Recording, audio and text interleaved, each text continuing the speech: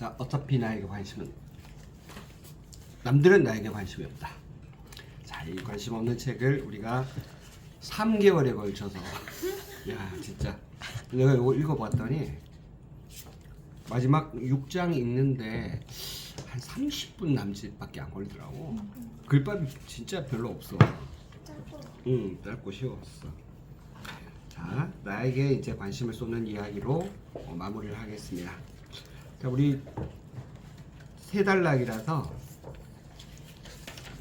각 단락을 누가 할 건지 얘기를 해주시면 됩니다.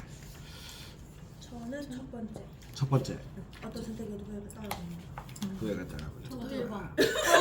다 1번. 네. 먼저 멋지게 있는데. 인자. 야 그렇군요. 저는 세 번째요. 얘랑 성국 쌤은 다 뺏겼습니다. 저도 세 번째. 두 번째가 그다음에 오케이. 지난번 팀도 두 번째가 나였어. 쌍덕이랑 우붓이 세 번째고 상덕이래. 나머지 죄송해요. 두 번째는 뭐 승진 얘기 이거밖에 없어가지고. 진짜. 두 번째 상덕이래. 하세요 선생님. 두 번째 번째. 하세요. 저 두 번째. 해야겠다. 두 번째? 두 번째 해볼래? 네. 죄송해요. 지정해줬네. 자 그러면은 스타트 현지부터 스타트 해볼까요? 여기 어떤 선택에도 후회가 따라붙는다. 선택 얘기가 좀 많이 나오더라고요. 근데 저희가 뭐 한 번만 밥을 먹더라도 뭐 뭘 먹을까부터 뭐, 그런 게 있는데 저는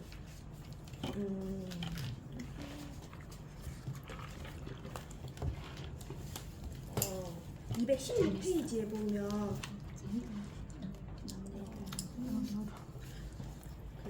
선택에 집중하라는 것이었던 그 단락부터 밑에까지 그렇게만 해야 이제 그에 따르는 결과가 수긍할 수 있다. 전 요번 거에서 조금 공감이 가더라고요. 옛날에는 그 선택 뭐 전공부터 이게 뭐 병원 뭐 직장부터 그렇게 선택할 때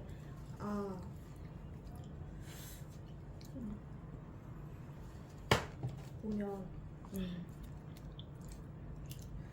갑자기 선택을 후회하는 듯한 표정인데.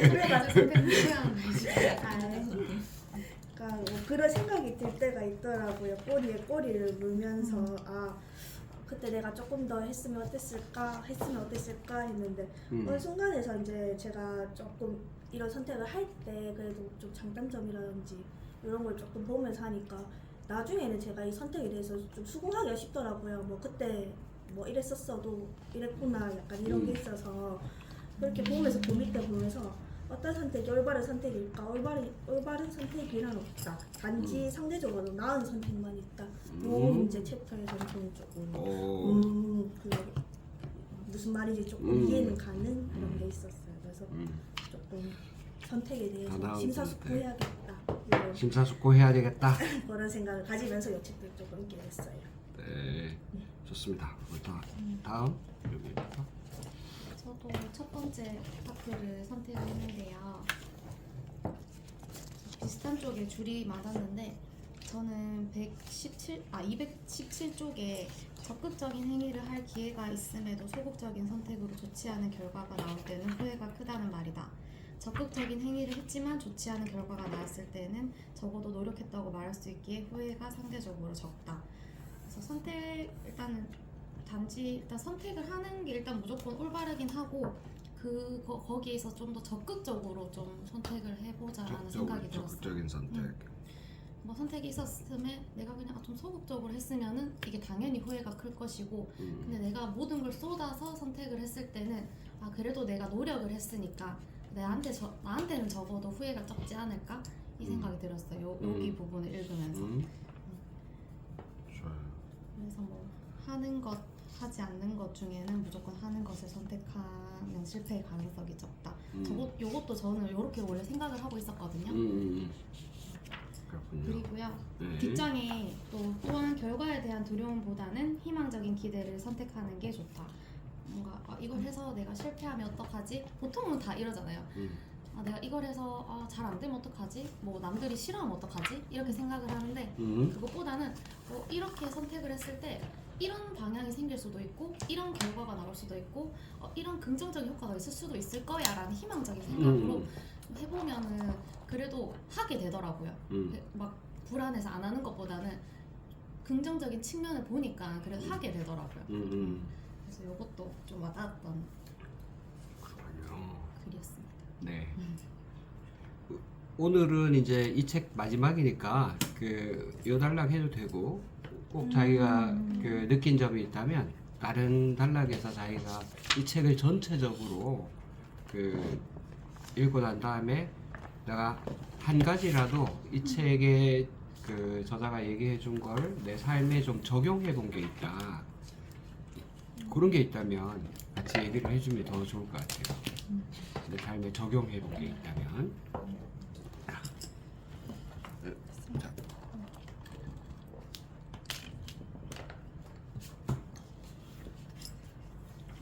저는 선택할 때 조금 내가 후회할 것인지 안 할 것인지 되게 생각을 많이 하는 것 같거든요. 근데 이제 어릴 때 좀 뭐를 선택해서 뭐를 하나 했는데 뭐 잘 안 됐을 경우에 제가 그냥 입버릇처럼 괜히 했어. 응? 괜히 했어. 괜히 했어. 괜히 했어. 다시는 안 할 거야. 막 이렇게. 떠오른다 막. 괜히 했어. 근데 이런 말들이 되게 주위에는 안 좋게 작용하더라고요. 그래서 뭐 저는 사실 괜히 했어. 다시는 이렇게 안 할 거야. 이렇게 얘기하는 게 근데 그 말이 습관이 되지 않나요? 예, 그렇게 습관이 됐는데 근데 이제 다음부터는 뭐 이 후회로만 남는다기보다는 이렇게 다음엔 다르게 뭐 할 그래, 거야라고는 얘기하는데 그래. 듣는 사람 입장에서 그게 좋지는 않나 봐요. 이렇게 그냥 내가 어떻게 할 거야라고 말을 안 하니까 그냥 혼자. 그래서 제 사촌 언니가 그때 되게 몇십 년 전이거든요. 중학교 때. 언니는 이제 고등학생 때. 너 이렇게 얘기하면 안 된다고.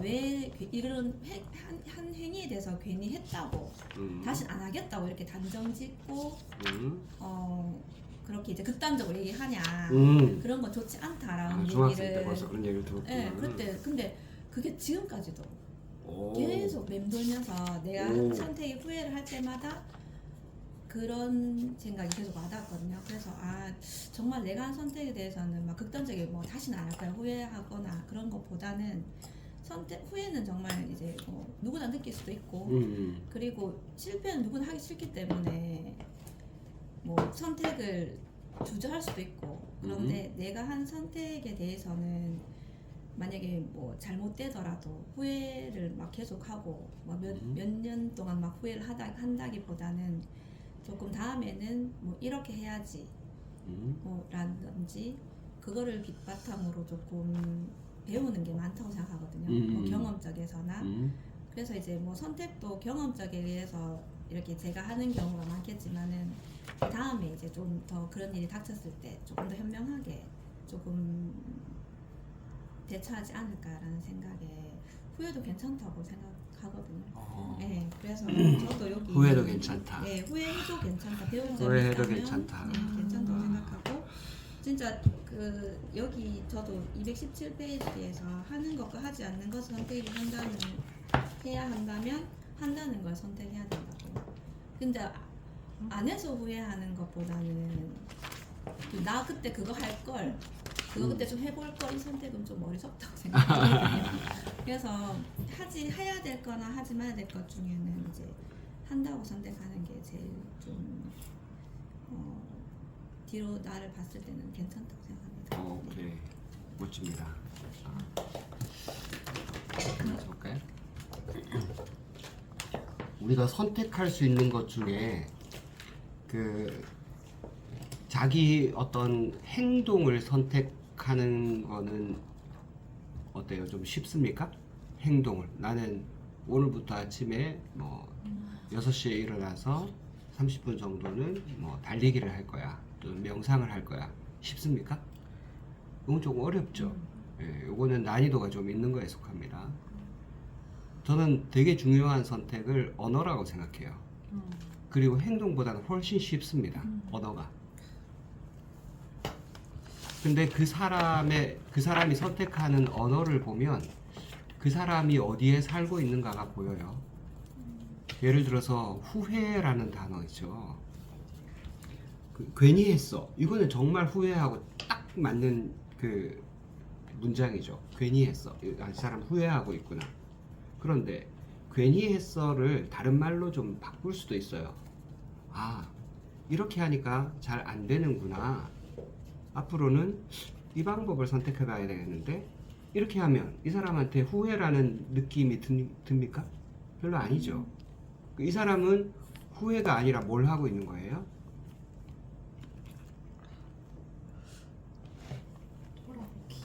돌아보기 맞죠. 돌아보기고, 이걸 다른 말로 하면 성찰하고 있는 거예요. 자, 후회라는 단어와 성찰이라는 단어는 완전히 다른 단어일까요? 비슷한 것 같아요. 굉장히 비슷합니다. 내용상 굉장히 비슷한데, 하나는 시점이 과거를 향하고 있고 하나는 미래를 향하고 있는 거예요.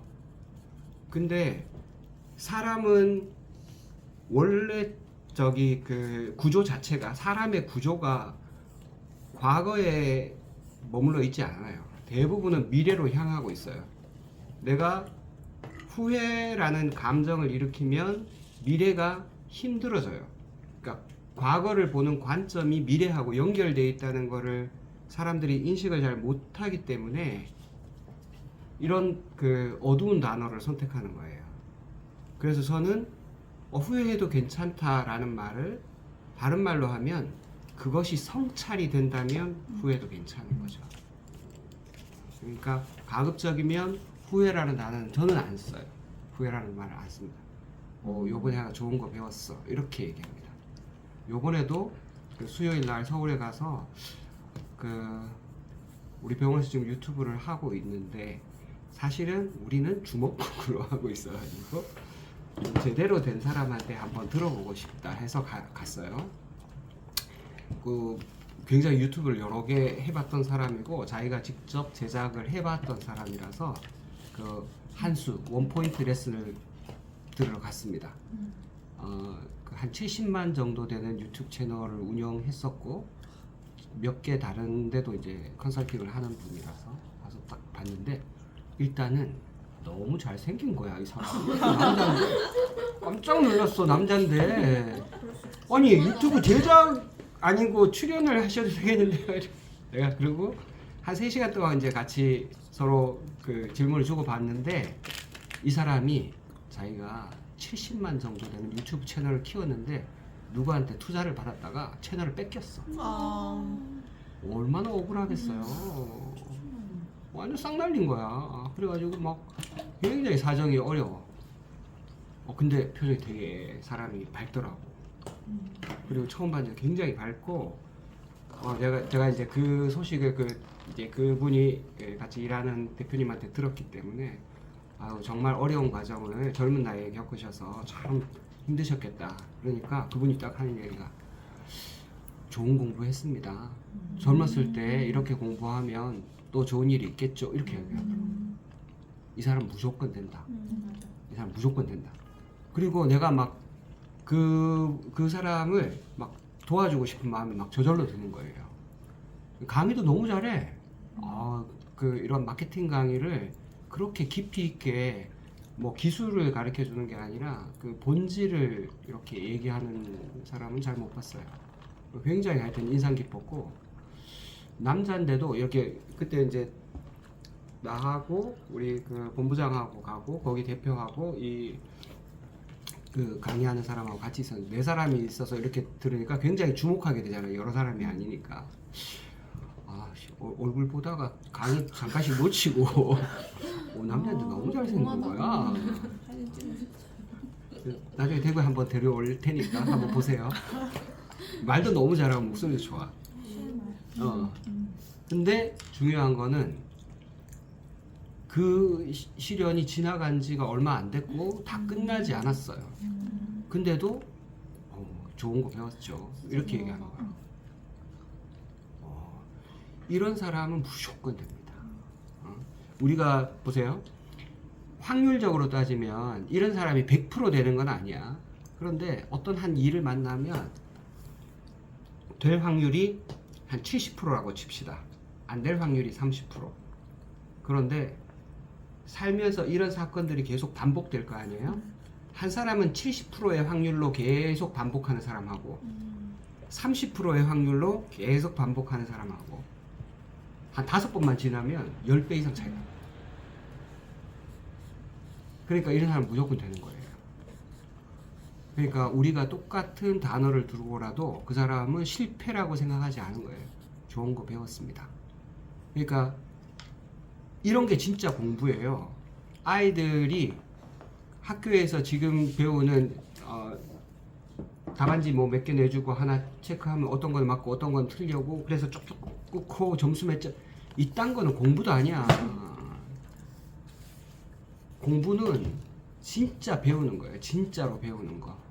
아, 요거 배웠으니까 요거 딛고 앞으로 어떻게 나가야지. 앞으로는 내가 어떤 거를 더 준비해야지. 이렇게 생각할 수 있게 만드는 게 공부인데 지금 우리나라 교육은 다 실패를 양산하는 거죠. 거의 대부분 실패하잖아. 그 수능 만점자 외에는 다 실패야. 수능 만점자도 실패야. 저번에 그 의대생 그 수능 만점 받아가지고 의대를 들어갔어도 그런 끔찍한 사고를 일으키는 거 보면 그러니까 모두 다 실패하는 교육이에요. 근데 우리가 단어 하나만 바꾸면 배웠다 이렇게 생각하면 우리는 실패하지 않는 절대로 실패하지 않는 게임을 할 수 있어요. 자 그러면은 두 번째는 성덕쌤. 제가 오케이. 끝없는 욕망이 한없는 행복을 끊어낸다. 회사가 보면은 약간 수직적으로 계급 사회라서 계속 승진을 해야지 좀 살아남는 느낌이 있지 않습니까? 맞아. 여기서는 그 아버지들은 항상 그렇게 살아남으려고 승진을 좀 하려고 하다 보니까 또 은퇴하면은 이제 또 가족이랑 좀 멀어져 있고 그런 느낌이 계속 있는 게 좀 맞아. 우리는 좀 그런 게 있지. 그렇죠. 그래서 그런 욕망 때문에 하는 것 같진 않은 느낌이 있긴 한데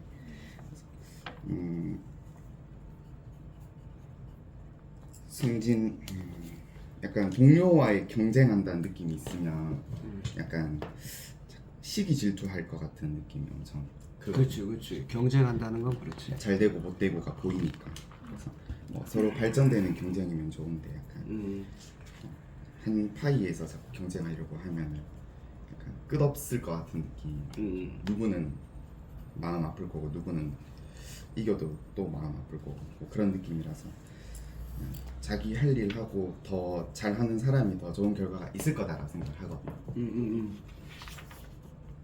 그래서 그런 거에 너무 시간을 소비하고 막 진짜 행복은 그래도 가족 사이에서 있는 행복이 있을 거니까 그런 매니저님이랑 이야기하고 하면은 약간 지속 가능한 행복이 진짜 행복이다. 지속 가능한 행복. 그런 얘기 해보고 하는데 그게 맞는 것 같습니다. 이게 주말 되면 다들 더 행복하게 지내지 않습니까? 그게 이제 가족이랑 있고 이제 그러기 때문에 행복하다 생각을 하거든요. 그래서 사람들이 주말에 더 돈을 많이 쓰고 주말에 그 행복을 위해서 평일을 이제 일한다 이렇게 하는 사람들 있는 거 보면은 돈 쓴다는 것보다 그래도 가족이랑 보내는 시간이 많아서 더 행복하다라고 느끼는 거라서 그래서 요즘에 제가 캠핑을 이제 시작했거든요. 캠핑을 시작했어. 네, 야. 그런 의미로 이제 했습니다. 핑계죠, 핑계. 캠핑 하고 싶었는데 그냥. 네, 이렇게 가스라이팅 해가지고 네. 고도의 전략인데. 맞습니다. 가을이 날씨가 좋으니까 이제 강아지랑 같이 행복한 시간을 보내자. 이제 텐트를 사고 이제 그런 지출을 좀 그러니까 결국은 다 썼죠. 돈 들어가는데 그 허락을 받으려고. 맞습니다. 그 말을 엄청 예쁘게 하면 용서보다는 드리고 싶게 할 것 같아요. 허락으로 이번에는 했기 때문에 용서 대신 허락을. 허락이 안 되면 용서가 될 수도 있겠지만 일단은 요번에 허락 받고 이제 강아지를 이제 좀 같이 지내고 싶어서 이제 만약에 아직은 계획이 없지만 아기가 생기면 강아지가 엄청 뒷전이 될 것 같아서 약간 첫째 달 첫째 있고 둘째 생기면 첫째가 뒷전이 된다고 음. 첫째를 막 챙기잖아요. 그래서 강아지를 맞아요. 첫째처럼. 첫째처럼 데리고 있어요. 애기 있으면 약간 뭔가 뒷전. 뒷전으로 하는 게 너무 불쌍하잖아요. 이제 벌써 5살인데. 그래서 이제 캠핑 데리고 좋다. 좋아하겠다. 좋다. 진짜 좋아하겠어. 그래서 그런 행복이 더 있으니까 이렇게 한쪽으로 매몰되지 않았으면 좋겠다. 라는 느낌이 있어요. 그래요. 좋습니다. 또 두 번째. 예. 아 저기 세 번째지. 그러면은 그, 요 원장님 잠깐만 먼저. 제가 아, 많이 하면 우리가 그 끝없는 욕망이 한없는 행복을 끌어낸다. 그 우리가 그 뭔가를 추구해서 딱 도달하면 우리가 만족하고 그 만족감이 유지되면 좋잖아요. 근데 그게 유지가 안 되는 거, 유지가 안 되죠. 우리가 예를 들어서 뭘 아무리 맛있는 걸 먹어도 처음 먹을 때가 제일 맛있지. 뭐 2개, 3개 자꾸 집어 먹다 보면 떡도 지금 한 3개 먹고 나니까 더 먹으면은 조금 그럴 것 같아 느낌이. 여기서 처음에 그 즐거움이 5개가 넘어가면 이제 고통으로 바뀔 수도 있어요. 사람의 구조가 원래 그렇습니다. 이거 뭐라고 하죠? 이런 현상을 한계 효용 체감의 법칙이라고 경제학에서는 그렇게 보여요. 뭘 하나 만족을 느끼면 그 만족한 것을 계속 반복하더라도 그 만족이 처음과 같지 않게 자꾸 줄어드는 것을 한계 효용 체감의 법칙이라고 하고요. 이걸 다른 말로 하면은 질린다고 하죠. 우리는 질립니다. 쉽게 질립니다. 이거는 결혼을 해보신 분은 다 알 거예요. 처음에 그 느낌이 뒤로 가면 유지가 안 돼. 이게 당연한 거예요. 사람 사는 데는 익숙한 것은 당연한 것으로 생각하고 그 처음의 즐거움을 유지하지 못하는 것이 그 사람의 구조입니다. 사람의 생리이기도 하고 그거를 이해하는 게 일단은 중요하다. 그러니까 우리가 처음과 같은 그런 기쁨을 계속 맛보려면 뭔가를 가꾸어야 될 필요가 있어요. 이렇게 화단에 물 주고 거름 주고 하듯이 관계는 처음 만났을 때 그 느낌처럼 한계 효용 체감의 법칙이 있기 때문에 사람은 익숙한 것은 결코 막 기뻐하거나 즐거워하지 않는다. 우리가 뭔가 만족했다 하더라도 지속하지 않는 것이 사람의 당연한 것인 줄 알고 새로운 것을 계속 찾고 새로운 것을 계속 가꾸고 물 주고 하는 그런 게 좀 필요한 것 같고요. 그 아까 경쟁하기 때문에 너무 힘들다라고 했는데 똑같은 승진을 놓고 자리가 하나인데 3사람이서 경쟁을 하면 나머지 2사람이 경쟁자니까 힘들잖아요. 그런데 이게 그 자리가 하나가 아니라면 정해진 자리 승진이 아니라면 그러면 좀 다를 수가 있는 거죠. 그래서 내가 목표로 하는 게 내가 오늘 맡은 환자분이 최대한 빨리 좋아지고 그 환자분이 기쁜 표정으로 병원에 나가는 것 자체가 내 목표라면 그럼 매일 즐거울 수도 있는 거죠. 저는 그렇게 생각해요. 그래서 경쟁자는 따로 없고 경쟁자는 어제나만 유일한 경쟁자다. 그리고 요 쇼펜하우어가 223페이지 그 마지막 문단 첫 번째 줄에 보면 인생의 목적은 고통이다. 진짜 쇼펜하우어 다음은 말인데 세계는 지옥이다 이렇게 얘기했어요. 쇼펜하우어가 인생의 목적은 고통이고 세계는 지옥이다. 요 말을 정반대로 한 분이 있습니다. 비슷하지만 좀 다른 결로 한 분이 있어요. 이 세계는 고통이다. 그런데 내가 그것을 편안하게 하겠다. 이렇게 얘기한 분이 있습니다. 누굴까요? 붓다가 그렇게 얘기했어요. 붓다가. 이 세상은 고통이다. 고통의 바다다. 고해다. 이렇게 얘기를 하고 그거는 현상은 사실인데 그런데 내가 그것을 편안하게 하겠다 라는 것이 그 붓다의 깨달음이에요. 그러니까 쇼펜하우어하고 불교하고는 현상에 대한 인식은 같지만 그 인식을 어떻게 바라볼까 하는 시각은 완전히 차이가 나는 거죠. 그래서 세계는 지옥이다 이렇게 얘기했는데 요거 비슷하게 패러디한 사람이 있습니다. 그 사르트르가 타인은 지옥이다 이렇게 얘기한 사람. 왜냐면 다른 사람 내 맘대로 안 되니까 자기 맘대로 다 되는 게 천국이라고 생각한 거겠죠. 근데 그렇지 않습니다. 있는 이대로가 천국이에요. 그 지난주에 처음으로 제가 제 나이가 50대 중반인데 어렸을 때 초등학교 때 여름 성경학교 이런 거 할 때 한 명 전도회 가면 그 별 스티커를 줍니다. 그거 받으려고 친구들 꼬셔가지고 교회 데려간 적이 있는데 그 이후로는 처음으로 제가 지난주에 교회 갈 때 한 분을 모시고 갔어요. 근데 그 옛날 어릴 때는 별 스티커 받으려고 한 명 꼬셔서 데려가려니까 약간 비굴하게 좀 야 한번 가자 이렇게 했는데 이번에는 제가 가자고 하니까 그분이 고맙대. 그리고 가 있는 동안에도 되게 그분도 만족하시고 저도 너무 기분 좋았어요. 우리 병원 환자분 중에 언젠가 자기가 너무 이제 컨디션이 안 좋으니까 나중에 좀 자기가 컨디션이 좀 좋아지면 제가 다니는 교회에 한번 데려가 달라 이렇게 얘기했던 분이 있어요. 그래서 지난주에 이제 좋아지셔가지고 문자를 하니까 자기 갈 수 있겠대. 그래가지고 이제 갔는데 이제 그분이 한 얘기가 있어요.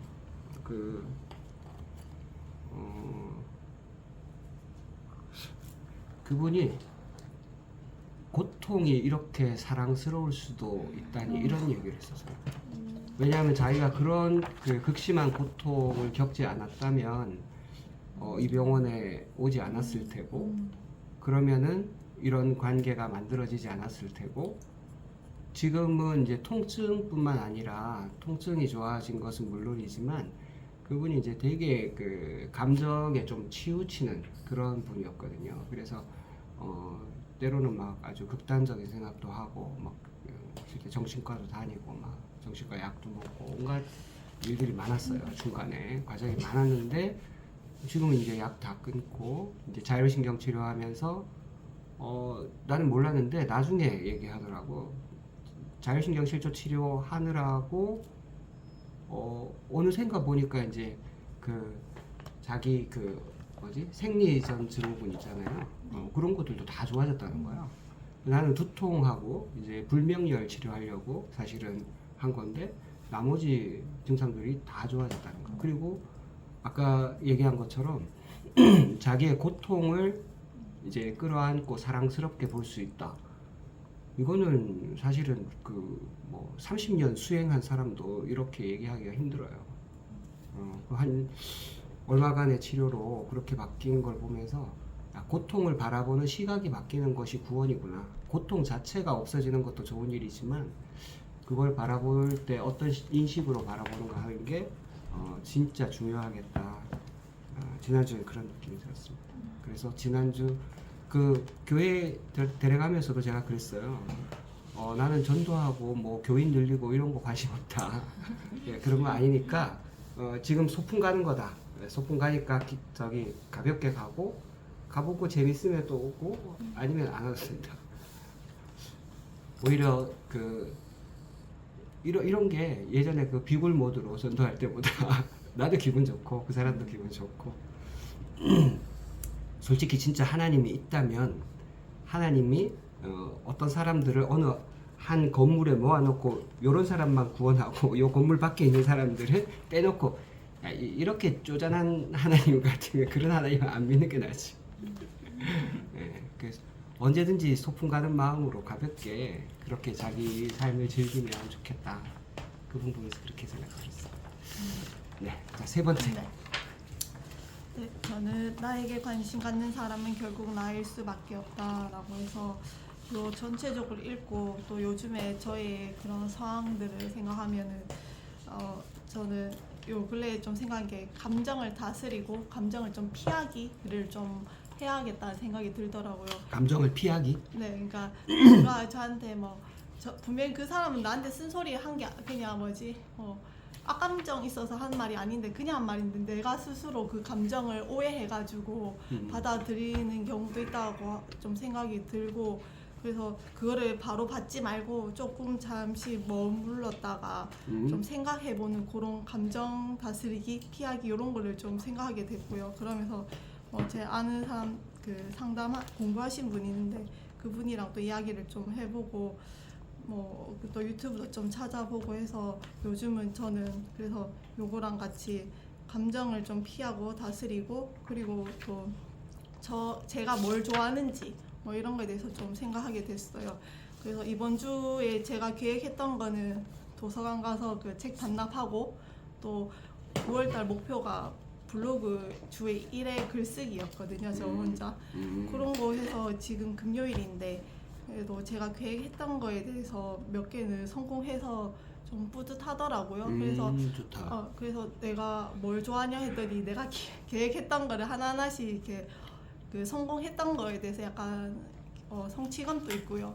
그리고 또 도서관에 갔을 때 책 반납하고 또 제가 보고 싶은 책을 미리 이렇게 인터넷에 서칭해가지고 찾아가지고 좀 보기도 했거든요. 그래서 도서관에 그 조용한 도서관에서 책을 좀 보고 하니까 좀 뭔가 마음이 좀 편안한 느낌이 좀 들더라고요. 그래서 내가 좋아하는 게 도서관 가서 내가 보고 싶은 책 이렇게 보고 읽고 이런 게 좀 좋았고, 또 집에서 도서관에서 집까지 또 걸어가면서 약간 사색하는 것도 저는 좋다는 생각이 들어서 그래서 요즘은 저를 좀 찾아가려고 하는 것 같아요.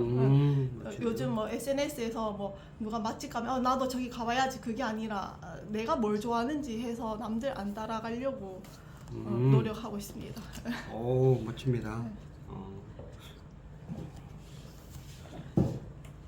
지금 얘기한 것처럼 글쓰기를 자기가 습관으로 하고 도서관 가서 책 읽고 이런 거는 진짜 너무 좋은 습관이에요. 제가 옛날에 나온 책인데 성공한 사람들의 7가지 습관이라는 책이 있어요. 이제 지금은 그거 다 기억이 안 나는데 그때는 그 책이 너무 좋아가지고 그 7가지 습관을 적어놓고 계속 따라했던 기억이 있습니다. 근데 그 중에서 딱 한 가지만 내가 고르라면 쓰는 습관이라고 저는 생각하고 싶어요. 그 쓰고 정리하는 습관이 제가 봐서는 가장 좋은 습관인 것 같아요. 이 챕터 그 첫 번째 그 단락에 217페이지 보면 중간에 이런 얘기가 있습니다. 소망이 따르는 고통은 끝까지 내다볼 수 없을 만큼 펼쳐진 미래 앞에 서 있다. 그러니까 소망이 따르는 고통. 그러니까 불편한 거죠. 그러니까 매번 어디 가서 책을 읽는다거나 이런 것보다 그냥 집에 널브러져 있는 게 편하지. 그리고 글을 쓴다는 것은 약간의 고통이 처음에는 따라요. 그런데 저도 이제 어느덧 하다 보니까 이제 글을 쓴 지가 한 6, 7년 정도 됐는데 이 글을 쓰면서 알게 된 거는 내가 머릿속에 넣어놓은 것들 중에 상당 부분은 쓰레기구나. 왜냐면 꺼내놓고 보면 아무것도 아니야. 쓰기 전에는 내가 뭔가 되게 많은 거를 생각하고 있는 줄 알았는데 그 중에서 필요한 생각은 몇 가지가 안 돼요. 그래서 우리가 생각이 많다. 나는 머리가 지금 복잡해. 나 생각이 많아. 요즘 할 일이 엄청 많아. 이렇게 생각할 수 있는데 그 생각은 90%의 확률로 망상입니다. 망상. 생각은 뭐 하기 위해서 필요해요? 그렇죠. 행동하기 위해서 필요한 단계가 생각이에요. 그런데 행동하지 않으면 그 생각은 어떻게 되나요? 필요 없는 생각이죠. 쓸데없이 그 컴퓨터 하드디스크에 비슷한 사진들이 엄청 많아. 정리를 안 했어. 용량 꽉 찼어. 빨리 지워달라는데 선택을 안 해. 그런 거하고 비슷한 거죠. 용량만 잡아먹고 실제로 컴퓨터 성능은 느리게 하고 행동으로는 하나도 아니고 그거 안 써. 그런 사진 다시 보지도 않고 활용하지도 않아. 그렇지만 계속 컴퓨터 하드디스크 용량만 올라가고 쓰레기가 계속 쌓이는 거예요. 이런 일은 냉장고 안에서도 일어납니다. 냉장고 안에서도 저거는 그 고기라기보다는 그 어디 그 선사시대 어디 유물 같은 뭔가가 있는데 내가 버릴 수도 없고 저 어떡하지? 이런 느낌이 들어요. 그러니까 굉장히 계속 냉장고는 용량이 늘어납니다. 냉장고가 옛날에는 한 대만 있어도 되는데 2대도 있고 3대도 있고 막. 자, 이거는 무슨 뜻인가요? 냉장고가 우리 집 용량을 잡아먹고 있습니다. 냉장고 때문에 요새 아파트 만약에 뭐 5억이라고 칩시다. 그러면 한 평이 얼마야? 한 평이 1,000만 원 좀 될 수 있잖아. 한 평이 1,000만 원인데 그게 냉장고가 잡아먹고 있는데 전기세 나가고 그 안에 든 거는 먹을 수는 없고 그러면서도 계속 쌓아놓는 거예요. 실제로 우리가 삶을 이렇게 비효율적으로 삽니다. 근데 냉장고 안에 든 오래된 음식이나 컴퓨터 하드디스크 안에 드는 오래된 사진, 비슷한 사진, 분류되지 않은 사진처럼 머릿속에 생각이 그렇게 있어요.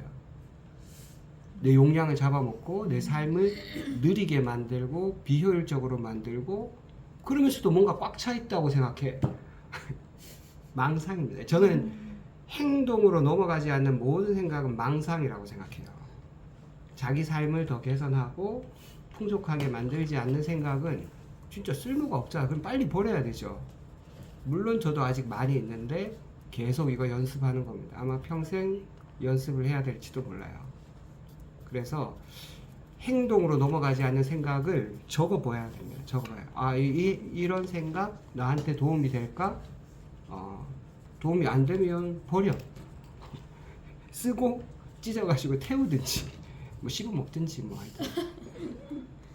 그래서 쓰는 것은 아까 소망이 따르는 그 고통의 저는 제일 대표다. 처음 했을 때 조금 귀찮기도 하고 안 써본 사람들은 어려울 수도 있는데 제가 결국은 성공하는 사람들을 자세히 보니까 그분들의 제일 대표적인 것은 자기 생각을 글로 잘 표현합니다. 말하는 능력보다 글 쓰는 능력이 자기 몸값에는 훨씬 도움이 많이 됩니다. 말을 아무리 잘 해도 말로만 때우는 사람하고는 같이 일하지 않습니다. 그렇지만 글로 써낼 수 있는 사람하고는 일을 할 수가 있어요. 그러니까 소망이 따르는 고통 중에 제일 추천하고 싶은 것은 글을 써보는 거다.